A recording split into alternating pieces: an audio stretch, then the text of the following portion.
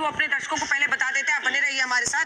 Capital expenditure 12.5 lakh crore के आसपास का, 12.2 लाख करोड़ का एलोकेशन उसके लिए, इंफ्रास्ट्रक्चर डेवलपमेंट के लिए फाइनेंशियल ईयर 2027 के लिए ये रिकॉर्ड हाई माना जाएगा। पहले से भी इसमें इजाफा किया गया है। तो कैपेक्स पे सरकार की एक नीति साफ दिख रही है, वो एक दिशा में बढ़ रहा है। कैपेक्स में अपना जो एलोकेशन है उसको बढ़ा रहे हैं। मैन्युफैक्चरिंग पुश में जो फोकस है कि 7 स्ट्रेटेजिक सेक्टर्स में, जिसमें बायोफार्मा शामिल है, जिसमें इलेक्ट्रॉनिक शामिल है, उसमें सीधे तौर पर सरकार ने अपना एक पुश मैन्युफैक्चरिंग सेक्टर में दिया है। तीसरा, एमएसएमई को लेकर सबकी चिंता थी और लगातार कहा जा रहा था कि हमको उनके लिए थोड़ा नरम रुख अलग से कुछ अपनाना होगा। तो एमएसएमई सपोर्ट के लिए 10,000 करोड़ का ग्रोथ फंड बनाया गया है और 2,000 top up for self reliant India fund. तो ये एमएसएमई सेक्टर के लिए ये जो 10,000 करोड़ रुपए का एसएमई ग्रोथ फंड दिया गया है और साथ ही 2,000 करोड़ का top up self reliant India fund, वो इंपॉर्टेंट है। चौथा, जब आप टैक्स रिफॉर्म पर आइएगा तो न्यू इनकम टैक्स जो है वो that will be in effect from April 1, 2026। जो नया वाला इनकम टैक्स एक्ट है वो 1 अप्रैल 2026 से लागू हो जाएगा, जिसमें सिंप्लीफाइड टैक्स स्ट्रक्चर होगा। उसकी भी डिटेल्स आपको बताएंगे।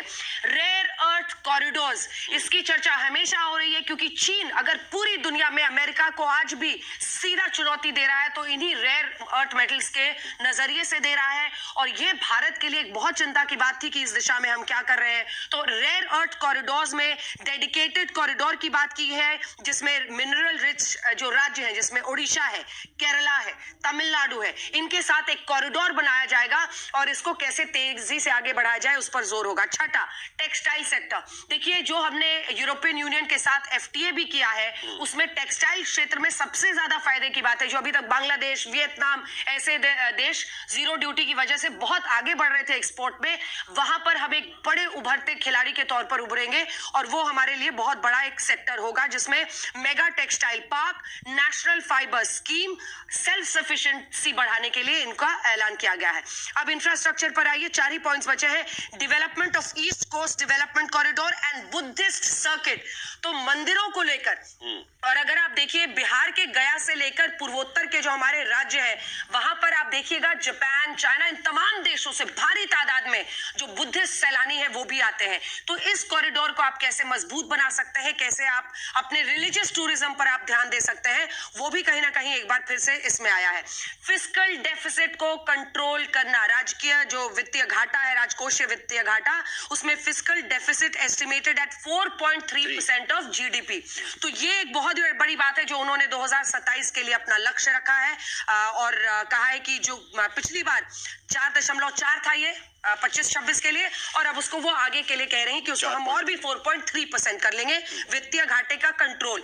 जीएसटी रिफॉर्म जो सरकार ने पहले ऐलान किया, GST 2.0 proposed with 2 rate structures of 5 and 18%, और इसी के साथ हेल्थ केयर में 10,000 करोड़ एलोकेटेड फॉर बायोफार्मा शक्ति टू डेवलप। उनके लिए क्या कर रहे हैं वो भी काफी अच्छा था। और टैक्स में कई जो चीजें थी, जो पहले से जो कई चीजें जो रेज करी जा रही थी सिंप्लीफिकेशन के लिए, वो भी उन्होंने काफी हद तक सॉल्व किया। मिनरल और कैपेक्स बढ़ा दिया है, ओवरऑल इसको किस तरह देखते हैं? एक्सपोर्ट को लेकर भी काफी फोकस है। एक्सपोर्ट पे फोकस है, रेयर अर्थ पे फोकस है, कैपेक्स भी 1 लाख करोड़ से बढ़ाया है, तो वो भी बड़ा अच्छा है। क्योंकि पहले भी अगर आप पहले से देखें तो 11 लाख करोड़ भी बहुत नंबर था।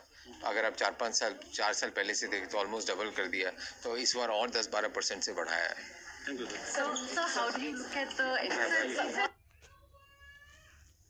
तो निर्मला सीतारमण के इस बजट में उसके साथ साथ इंफ्रास्ट्रक्चर पर भी कहीं ना कहीं फोकस यहां पर साफ नजर आ रहा है। 20 नए नेशनल वाटर वेज की घोषणा वहां की गई है, अगले 5 साल में ये तैयार किए जाएंगे। उसके साथ साथ 7 हाई स्पीड रेलवे कॉरिडोर्स भी बनाए गए, जिसमें मुंबई से लेकर दिल्ली तक तमाम बड़े शहर एक दूसरे के साथ जोड़े जाएंगे, हाई स्पीड रेलवे कॉरिडोर्स। और सबसे बड़ी बात और एक चीज, जो अर्बन इंफ्रास्ट्रक्चर की बात की जा रही थी टियर 2 और टियर 3 सिटीज के लिए, एक बार फिर टियर 2 टियर 3 सिटीज के अर्बन इंफ्रास्ट्रक्चर के ग्रोथ के लिए, डेवलपमेंट के लिए ज्यादा ध्यान दिया गया, क्योंकि वहीं से एम्प्लॉयमेंट जनरेशन कहीं ना कहीं हो सकता है। सरकार को लगता है कि यहीं पर फोकस करना इस वक्त जरूरी होगा।